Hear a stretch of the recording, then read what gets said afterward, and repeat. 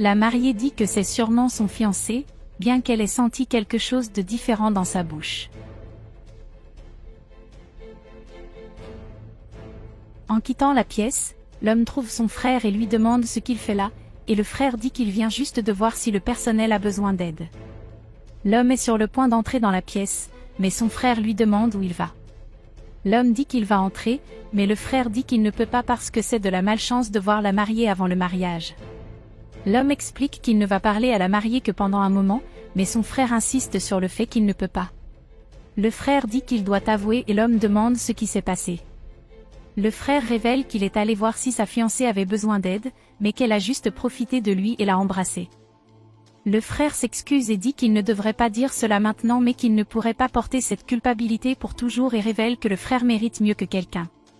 Le frère exhorte l'homme à penser correctement et à ne rien faire de stupide, mais l'homme lui dit de s'écarter de son chemin, puis il entre dans la pièce. En entrant dans la pièce, la mariée demande pourquoi il entre là et qu'il ne peut pas la voir. L'homme lui dit de dire que ce n'est pas vrai, mais la mariée demande de quoi il parle.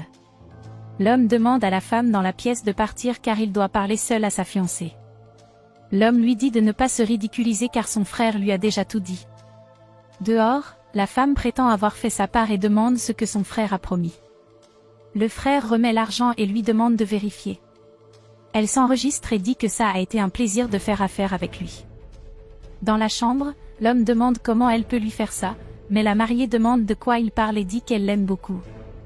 L'homme demande pourquoi elle a embrassé son frère quelques minutes avant leur mariage, mais la mariée demande de quoi il parle. L'homme dit qu'il ne sert à rien d'essayer de le tromper parce que sa bouche est toute barbouillée comme celle de son frère. La mariée dit que c'était une confusion et dit qu'il doit la croire, et elle dit qu'elle ne sait pas ce qui s'est passé. L'homme dit qu'il n'y a pas eu de confusion, mais la femme s'excuse et dit qu'il doit la croire parce qu'elle ne voyait rien. Cependant, l'homme dit qu'elle le trompe et dit que la prochaine fois, elle devrait inventer une histoire qui ne soit pas si ridicule. La mariée dit qu'il ne peut pas rester comme ça et lui demande de l'écouter et de la croire, mais l'homme lui demande de le laisser partir. La femme entre dans la pièce et demande si tout va bien et dit qu'il est temps pour la mariée de partir. La mariée demande de l'aide à la femme et lui demande de dire à l'homme ce qui s'est passé, qu'elle a couvert les yeux de la mariée et c'est pourquoi il y a eu cette confusion. L'homme demande alors si c'est vrai, mais la femme dit qu'elle ne sait pas de quoi parle la mariée. La mariée insiste pour que la femme dise la vérité, mais la femme dit que la vérité est qu'elle est une bombasse et qu'elle a profité de cet homme, et elle dit à l'homme qu'il devrait savoir quel genre de femme il va épouser. La mariée est à court de mots à ce sujet, et l'homme demande comment elle peut être si cynique qu'il pourrait croire cela. L'homme qui pleure dit qu'il pensait qu'elle était différente, alors il part. En sortant, le frère dit à l'homme qu'il peut s'expliquer. En descendant, une dame demande à l'homme s'ils peuvent parler, mais l'homme dit qu'il n'a pas le temps. La dame dit qu'elle peut expliquer, mais l'homme dit à nouveau qu'il s'en fiche, mais la dame insiste sur le fait qu'elle a tout vu et qu'elle peut le lui prouver. L'homme demande ce qu'elle veut, si elle veut bavarder et se mêler de la vie des autres comme elle le fait toujours, et dit que la seule obligation de cette dame est de nettoyer ce qui est sale, mais qu'elle aime bavarder et se mêler de la vie des gens.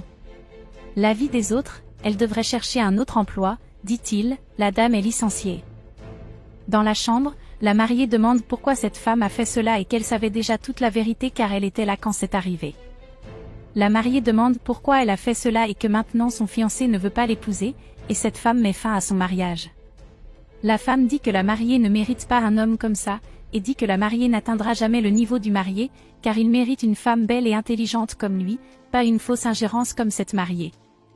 La mariée se met en colère et dit à cette femme de s'arrêter et de sortir de chez elle, et la mariée dit qu'elle ne veut plus jamais la revoir et lui demande si elle comprend.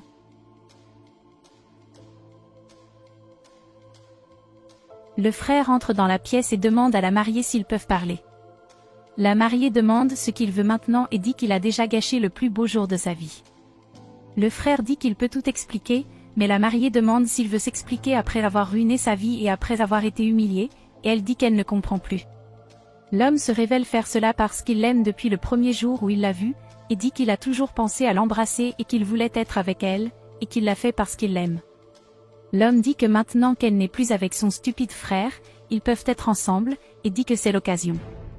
Cependant, la mariée lui dit de ne pas la toucher et lui dit de ne pas lui faire ça, et lui demande s'il devient fou d'avoir trahi son frère. Elle demande comment il a le culot de faire cela, et l'homme demande une opportunité. Mais la mariée lui dit de sortir de là et lui dit de s'en aller.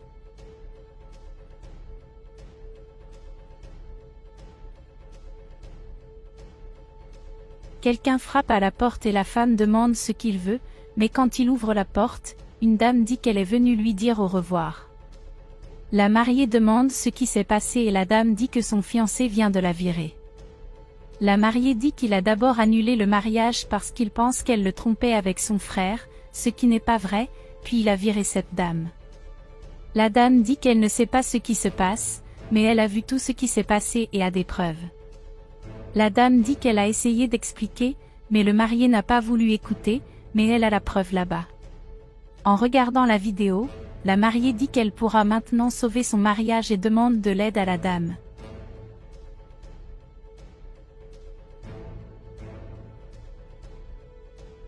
En voyant la vidéo, l'homme s'excuse auprès de la mariée et dit qu'il ne sait pas comment il ne peut pas la croire.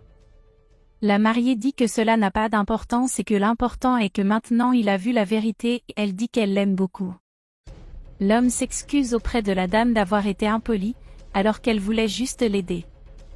L'homme dit qu'il aimerait qu'elle continue à travailler là-bas, mais la dame lui demande d'augmenter son salaire. La mariée demande ce qu'ils vont faire avec le frère de l'homme, et l'homme commence à se demander ce qu'il va faire, jusqu'à ce qu'il ait une idée. L'homme demande à la mariée si elle voulait le voir, et elle dit qu'elle y a pensé et qu'elle voulait le surprendre, mais il doit d'abord lui bander les yeux. Elle tend le bandana pour lui bander les yeux. La femme lui dit de l'attacher fermement et de ne rien voir, et lui demande s'il ne peut rien voir. L'homme dit qu'il est prêt, et la femme lui dit de mettre ses mains derrière son dos et dit qu'elle espère que ça lui plaira. Après le baiser, l'homme dit que c'est exactement comme il l'avait imaginé, après avoir embrassé ses lèvres. La femme dit qu'il est maintenant temps pour lui d'enlever les bandeaux, mais il dit de continuer parce que ça a l'air super, mais la femme lui dit de l'enlever parce qu'il aimera ce qu'il voit. En enlevant le bandeau, l'homme a vu ce qu'il a embrassé, et tout le monde se moque de son visage. L'homme demande de quel genre de blague il s'agit et demande qui il pense être. La mariée dit que c'est ce qu'il mérite d'être si méchant avec son frère, et dit que son frère est si gentil avec lui et demande pourquoi il ferait ça. Le frère dit que cela n'a pas d'importance parce que son frère a toujours été le chéri de sa mère et qu'il a toujours eu tout ce qu'il voulait et qu'il a toujours été gâté. L'homme dit que le frère pleurniche encore et dit que le chien là-bas ne pense pas la même chose. L'homme demande à son frère s'il a oublié qu'il travaille dans son entreprise, pas dans l'entreprise de leurs parents, et il dit qu'il ne veut plus jamais revoir son frère et qu'il ne veut même pas entendre sa voix. L'homme dit à son frère de quitter sa maison et qu'il ne veut pas de lui près de sa famille, sinon le chien l'embrassera à nouveau. La femme dit bonjour à la dame et la dame dit bonjour. L'homme dit qu'il a un cadeau pour la vieille dame et dit qu'il y a tout l'argent de leur mariage, et il le donne à la dame qui prétend être la sienne. La dame demande si c'est pour elle, et la femme dit oui et dit à la dame de le prendre. L'homme dit qu'ils ont reporté leur mariage, mais cette dame a sauvé leur relation.